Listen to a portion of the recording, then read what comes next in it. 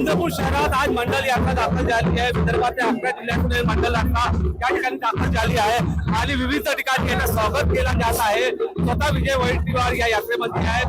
भंडारा म्हणून या यात्रेला सुरुवात झाली। आपल्यासोबत बोलण्यासाठी विजय वडेट्टीवार, ही यात्रा आपण काढण्यात आली, काय सांगा?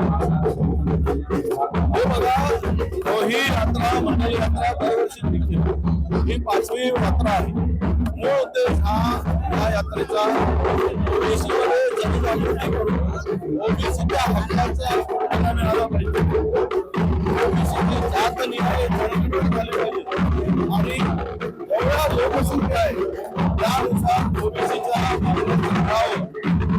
त्यांना बजेटमध्ये तरतूद व्हावी, त्यांच्या हक्काचं संरक्षण व्हावं, संबंधित स्कॉलरशिप मिळावी, असे अनेक मागण्या घेऊन ही यात्रा निघाली आहे। मला पूर्ण विश्वास आहे की आपण या यात्रेच्या माध्यमातून ओबीसी पुढच्या लढाईसाठी सिद्ध झाला ही या यात्रेची उपलब्धी आहे।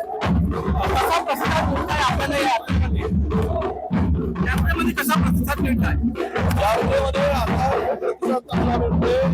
7 दिवस आमच्या उमेश पवार हा मुख्य संयोजक यात्रेचा त्यांनी 11 जिल्ह्यामधील ही यात्रा घेऊन आलेली आहे आणि मिळणारा प्रतिसाद हा ओबीसी मध्ये एक शक्ती निर्माण करणारा असं मी म्हणतो। ओबीसी मध्ये एक शक्ती निर्माण करणारी ही यात्रा असल्याचे विजय वडेट्टीवार सांगते। तिला एक दहा टीव्हीने वाटली